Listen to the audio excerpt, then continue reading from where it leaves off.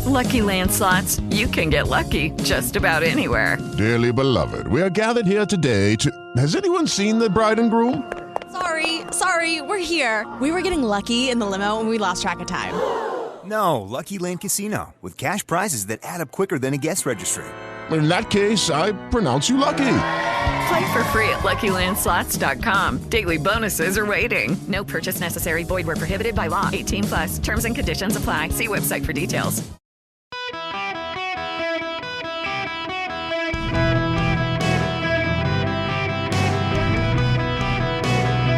Welcome to the Eric Erickson Show Podcast, Hour 3. Greetings, conversationalists. Welcome. It is Eric Erickson here this fine day. Phone lines are open. It's a free-for-all for y'all to call in, 877-973-7425. We hadn't taken a lot of phone calls this week. I felt guilty, but there's been so much going on trying to catch up, and now we'll take your calls if you want to call in. But first, the news. 14 Republican holdouts have changed their votes to support Kevin McCarthy's speakership. It's the 12th ballot. This is the longest speaker contest since 1856. That one was settled on, I believe, 9 ballots. We're now at headed into the 13th ballot. Maybe the 13th will be the charm. Also, the boss says that the ratings are back on, and so I better not suck. So you got to listen. Look, I was going to actually talk about environmentalists right now, but I got to talk about something that has just come on my radar, a text from a friend. This is actually a big deal. You all know Palm Beach County. Palm Beach County in Florida is a bright Democratic area. Remember back in the day, it was where the butterfly ballot was that caused all the problems in 2000. It's where all the rich people live, in Palm Beach. It's been I've never understood why so many rich Republicans lived in a county that was so hostile to Republicans with so many Democrats. Remember, Rush Limbaugh lived in Palm Beach and had that prosecutor go after him back in the day, and the newspaper down there went after him for a while, and it was a mess. They hadn't liked Republicans, but Palm Beach County, Florida, has flipped to the GOP. It is kind of remarkable. I really do have to set the stage for you here.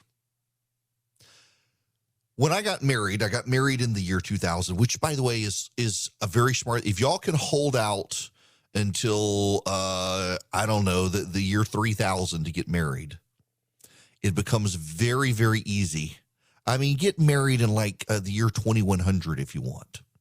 It becomes very easy to figure out how long you've been married, because being married in, like, I know I'll have been married in October. I remember the month and the day, October 14th. So in October 14th, 2023, I will have been married 23 years. I can't screw this up unless I try hard. And so my wife and I, we got married in October of 2000. I had just passed the bar exam. We'd gone on our honeymoon, gone to Banff up in Canada. Beautiful, beautiful place. I want to go back. Banff Springs Hotel, the big castle up there we stayed. We came back. I was a volunteer lawyer for George W. Bush. I was involved in the Republican Party. My wife, not a political junkie, she went to bed the night of the election and woke up the next day, and my buddy Jason was at our house. We were watching the returns. My wife wakes up. We're still on the couch. The sun is up. We are bleary-eyed, and she says, well, who's president? So we have no idea. It took weeks to figure out who would be president of the United States. George W. Bush ultimately won the contest by 523 votes in Florida. It all came down to Palm Beach County. Palm Beach County was a Democratic county, and they had designed a ballot, and they called it a butterfly ballot. And essentially, it opened up like a book, and you had little you had perforations, and you had to push out the little pieces of paper. Instead of filling in a bubble, you pushed them out with a pin. And those little pieces of paper that came out were called Chads. Yes, Chad. Not Karens, Chads. And the Chad had to come out, and some people would push them through all the way, and they would come out. Some of them hung by one corner, and they were called hanging Chads. Some hung by two corners, hanging chads, some by 3. And you could tell that someone had pushed in to push it out. But did they push in with the intent for it to go all the way through? Or did they push in, realize they were making a mistake, and pull it out? It became a huge controversy. It went to the United States Supreme Court. The Supreme Court of Florida was stacked with Democrats who were doing their best to help Al Gore. It went to the United States Supreme Court, and the United States Supreme Court essentially said, there is a deadline. You have gotten to the deadline. You have to go with what you have or throw it out. And they went with George Bush. Now, interestingly enough, to this day, Democrats refuse to accept the legitimacy of that election, claiming that George Bush was selected, not elected, except USA Today organized a media consortium. They went down to Florida and they got access to those ballots in Palm Beach County. And they used 3 standards. If you used the standard the state said was the standard, who would have won? If you used the standard that George W. Bush wanted, which is a complete perforation, tear, hole, and no hanging chad, who would have won? And if you used Al Gore's standard of 3/4 are somehow detached in some capacity, at least 1 corner is fully detached, who would have won? Here's the deep irony of it that everyone seems to have ignored. Using the standard that the state said was the standard, that the state Supreme Court said was the standard, and that the Supreme Court said you got to run with, George Bush won Florida by 523 votes. Had you used George W. Bush's standard of the entire hole must be cleared out except for one, you can have a chad on 1 corner so long as there's no competing perforation, George Bush would have lost the election by about 100 votes. If you used Al Gore's standard, where 1 corner had to be completely detached and it must be clear that there was a forceful press of a pin to detach it, even if the whole thing did not separate, George Bush would have won by about 2,000 votes. So if you took Al Gore's standard or the standard of the state, George Bush won. If you took George Bush's standard, George Bush would have lost by about 100 votes.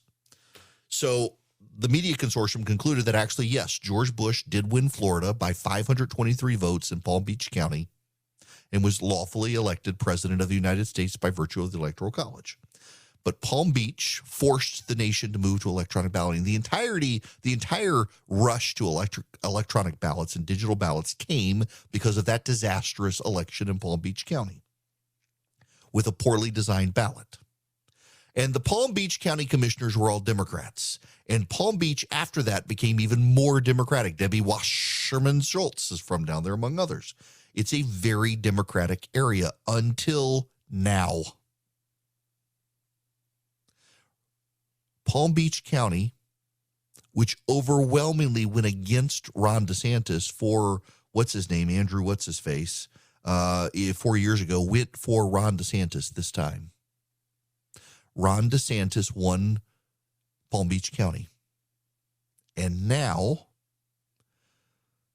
Ron DeSantis has appointed the Republican Party of Palm Beach County Chairman Michael Barnett to the Palm Beach County Commission. Why? Because District 3 of the County Commission, Dave Kerner, is a Democrat. He's been named the executive director of the Florida Department of Highway Safety and Motor Vehicles. That's right. Ron DeSantis has put in charge of the DMV in Florida a Democrat and replaced the Democrat with Michael Barnett, the Republican. So for the first time in a very long time, Palm Beach County is now 4-3 Republican. Now, you should note that Dave Kerner, the Democrat, who's now going to be in charge of the Department of Highway Safety, is not just any Democrat. Dave Kerner endorsed Ron DeSantis for re-election. The Democrat endorsed Ron DeSantis. And now Ron DeSantis has flipped that county to the GOP. For the first time in decades, Palm Beach County is now going to be majority Republican on the county commission. That stuff matters greatly. But wait, there's more. There's also a woke college in Florida, the New College down in Florida. It's a pretty woke, progressive institution. And Ron DeSantis has now shaken up the board of trustees of the college. So it's New College of Florida, their board of trustees. It is one of the most hyper-progressive schools in the state of Florida. Get this. He's put Christopher Rufo on the board. You know who Chris Rufo is? Chris Rufo lives out in Washington State, and he's been one of the guys exposing woke corporations around the country. Matt Spalding. I know Matt. Matt's a great guy. He's a Hillsdale College professor. Matt Spalding is also going to be on the board of directors. And Mark Barline, I don't know. He's the editor of First Things. He's a English professor, emeritus professor of English at Emory University. He is also going to be on the board. So now this is from Carolyn Downey at National Review. Governor Ron DeSantis appointed 6 new members to the New College of Florida's Board of Trustees on Friday, directing the new conservative majority to reorient a public university that has been led astray by progressive ideology. In 2001, the New College of Florida was designated the state's honors college by the Florida legislature. Since then, the school has increasingly embraced progressive ideological causes, such as expanding diversity, equity, inclusion initiatives, all while missing its 2022 enrollment goal by 45%. So DeSantis has appointed Chris Rufo, Mark Bauerlein, Matthew Spalding, Charles Kessler, Deborah Jinks, and Jason Spear. Several are well-known conservatives. Rufo is at the Manhattan Institute and best known for his activism against critical race theory. Kessler is a fellow at the Claremont Institute and editor of the Claremont Review of Books. Spalding is vice president of the Graduate School of Government at Hillsdale College and published books on the Constitution. They've got to be confirmed by the Republican-controlled state Senate, but they're more likely than not going to be. And they're going to get the New College of Florida back to its roots. They're going to bring it into a model of classical education like Hillsdale, making it the Hillsdale of the South, which a lot of people have been telling me, why don't we have a Hillsdale in the South? Well, it looks like we're going to be. As part of the agenda to transform the college, the majority plans to restructure the administration, mission statement, and academic departments according to the proposed pedagogy, create a new core curriculum, establish a graduate school for training teachers in the classical style, according to Chris Rufo. The appointees also intend to dispense with the terms diversity, equity, and inclusion and replace them with equality, merit, and colorblindness. New professors credentialed in constitutionalism, free enterprise, civic virtue, family life, religious freedom, and American principles will be hired to the faculty. The Board of Trustees, which exists for every college in the Florida State University system, is responsible for providing direction to advance the school's mission while adhering to the requirements and regulations of the Board of Governors of the state, which is largely appointed by the governor. It's really hard to understand just how woke this college began unless you know something about it. Let me read you this. One assistant professor at the university received bachelor's, master's, and PhD degrees in gender studies before he went on to teach at this school. His current class offerings include Introduction to Gender Studies, Feminist, Queer, and Trans Theory, Masculinities, Gender, Race, and Surveillance. The professor had works published in a number of publications, including an article titled I'm not going to say that the male reproductive organ is important. A collection of essays included Why Are the F word slur for gays so afraid of that? Flaming challenges to masculinity. Beginning in the fall of 2021, the college reportedly provided at orientation a list of gender identity affirming resources, including locations for gender neutral bathrooms on campus and instruction on how to designate preferred gender pronouns. Another professor within the college's gender studies program, Queen Makasia Zabriskie, spearheaded the college's Black History Month, which expanded last year to include an event every day from February 1st to March 5th. Last year's theme was Black Healing.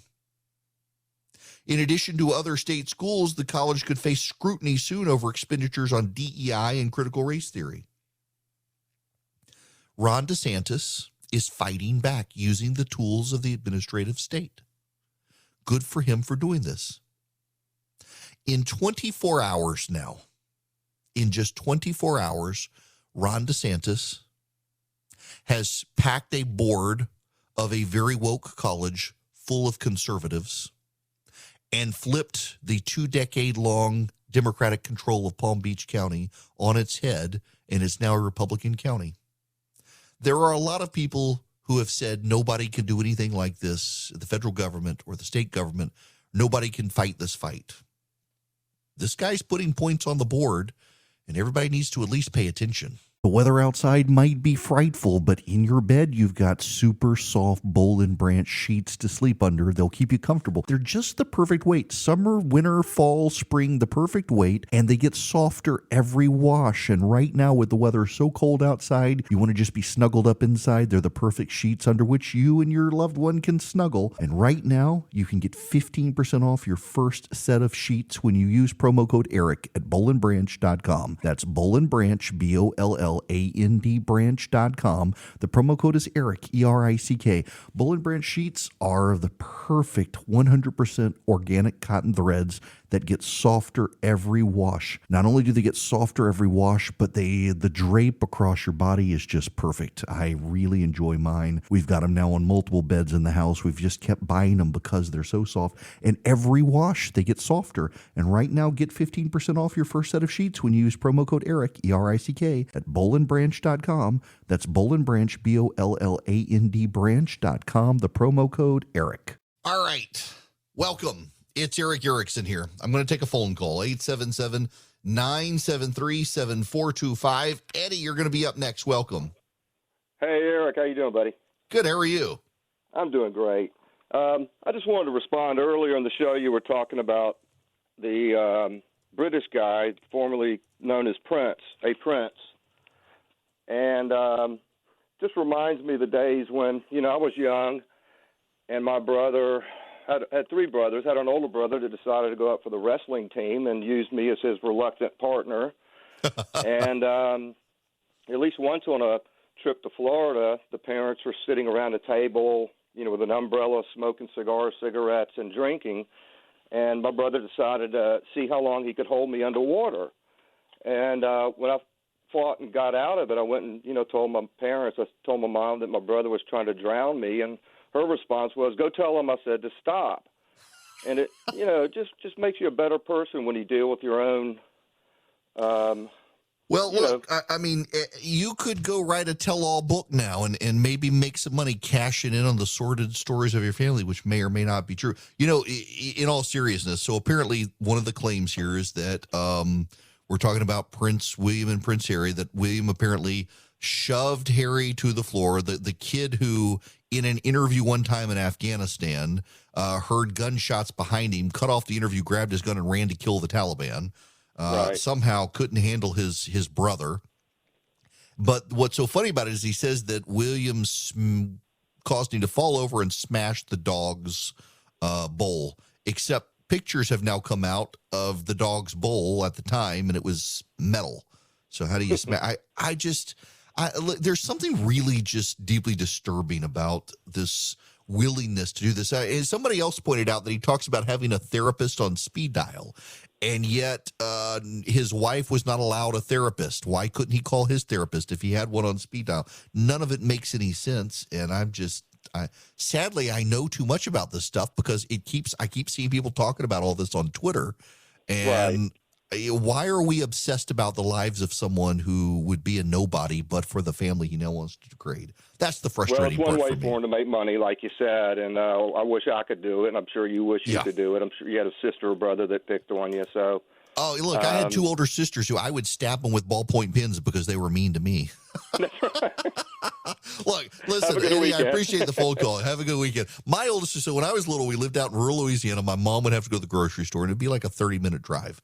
And my oldest sister literally would lock my middle sister and me in a room, clean up the house, leave us there until my mom was pulling in the driveway, and then unlock, run out. So, oh, mama, they didn't help. And she'd get to watch whatever she wanted on TV. My mom was smart enough to catch on that something was not right here. But I love my sisters dearly. We get along well, but my goodness, when we were young. And then I was, to some degree, when they grew up, and I was the youngest and home alone, and this writing sordid tell-all books about your brother and your father and stuff, it's just disgusting, particularly when you would literally be a nobody, but for the family you now wish to malign. Maybe you do owe that family a little bit of loyalty instead of with your failed actor's wife. I got no time for that nonsense. Welcome. It is Eric Erickson here. The phone number is 877-973-7425. If you wish to be a part of the program, you are allowed. Phone lines are open, and we're loose with the phones. It's a free-for-all today. As predicted, I told you people this would happen. I told every one of you this would happen. Let me set the stage for you here, because I told you this was going to happen. For the last 4 days, people have been attacking these 20 members of Congress who held out on Kevin McCarthy. If you're just tuning in, I got an email this morning from a guy who told me he would never, ever listen to me again. His name was Ted. He said, I'm not listening to you again. Chip Roy, whom I previously respected as my congressman. Say what you will about Kevin McCarthy, at least he's not a carnival barking, nutty embarrassment like many of the members of this group. That's what the guy said. Chip Roy's gotten a deal. McCarthy now only needs 3 more votes. 13 Republicans of that 20 have now flipped in Kevin McCarthy's way because they got a really good deal. And what's remarkable, and what I told you was going to happen, is that all the people who have spent the last 4 days attacking Chip Roy, and these 20 members are like, oh my gosh, this deal's incredible. Holy cow, wow. I can't believe they were able to get this deal. It's just incredible. My goodness, this is going to transform the House of Representatives. I told you it would. You shouldn't have doubted me. I was right on this. Not that those of you who said you never listen again are listening, but I was right on this, and I told you the whole time that the goal was to get rid of Kevin McCarthy, and if you couldn't get rid of Kevin McCarthy, get the best possible deal, and that deal had some non-negotiable points, including putting conservatives on the Rules Committee to decide what would or would not get to the floor of the House, and also stop governing by crisis. And what Chip Roy has done has ensured there will be votes on budget and appropriations.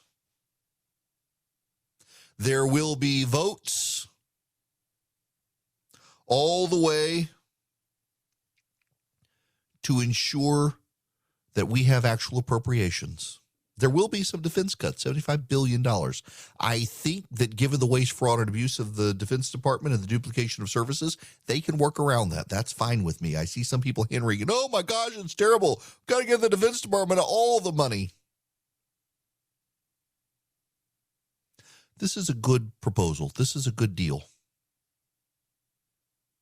I wish Kevin McCarthy were gone. If I had my druthers, I'd have been one of the holdouts there to get rid of McCarthy. Listen, a man who's willing to give away the store just so he can have the title of shop owner probably isn't great.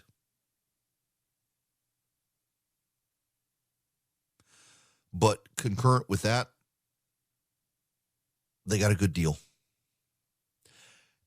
And as much as I don't like McCarthy, as much as I want McCarthy to be gone, this deal is really important. The deal is really important because it actually does, for the first time in decades, provide substantive reforms to the House of Representatives.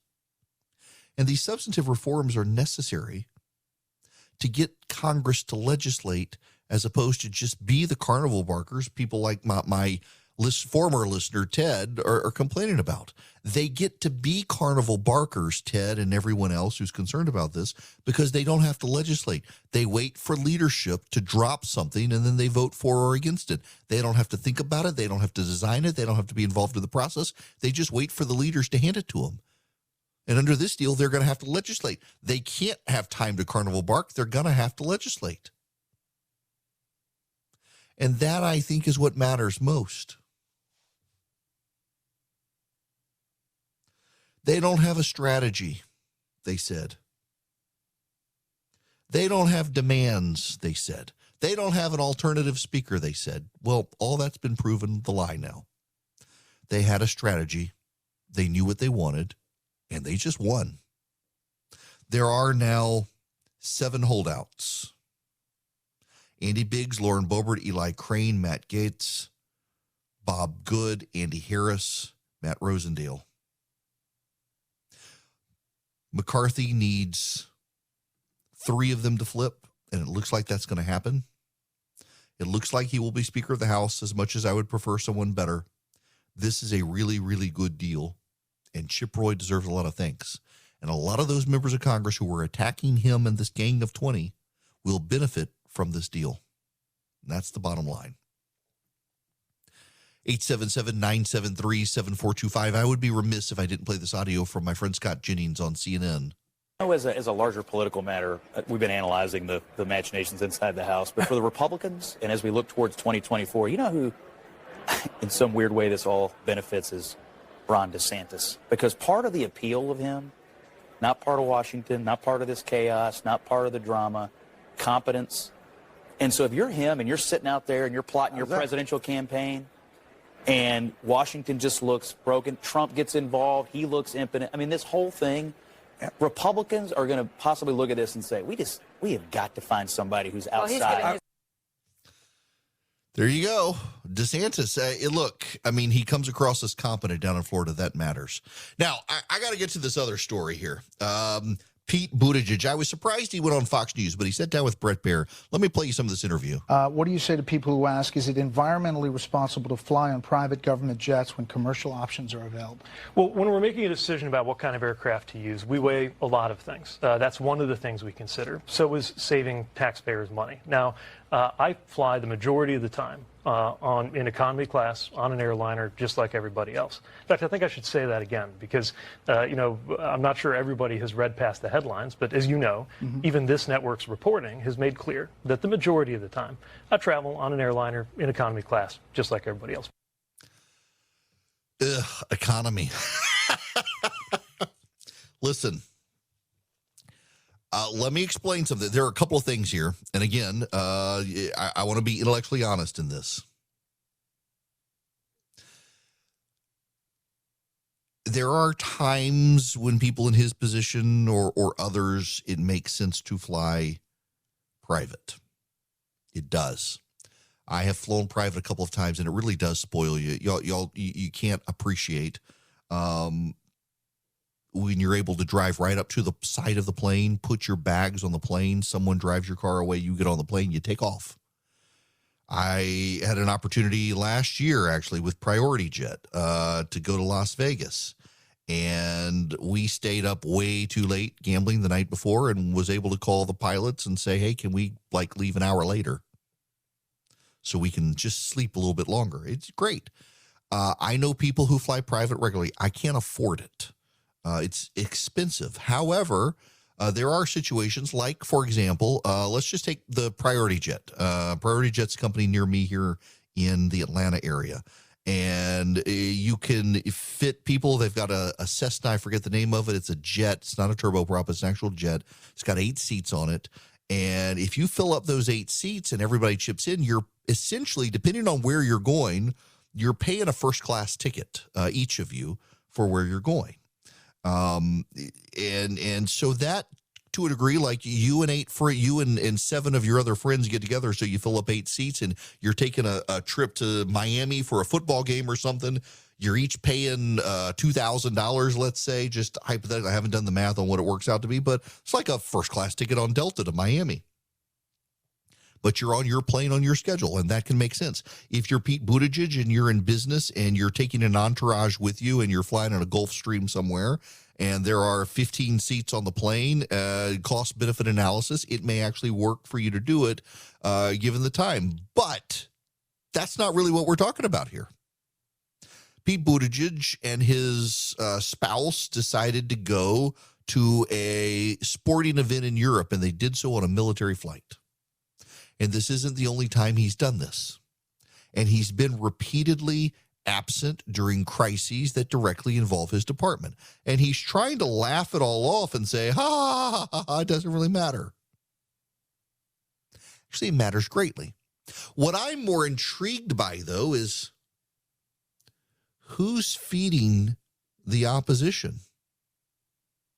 Who is sending out the information? Who is out there attacking Pete Buttigieg? It's not a Republican. Yes, I realize it's showing up in Fox News, but this is opposition research from Democrats. My suspicion is, as always, it's Kamala Harris who's dropping the oppo. In the past, it is a well-known and openly talked about supposed secret in Washington, D.C., that Kamala Harris and Pete Buttigieg do not like each other one bit. Their staff do not like each other. And if you hear an opposition research attack in the news about Kamala Harris, it probably came from the Buttigieg team.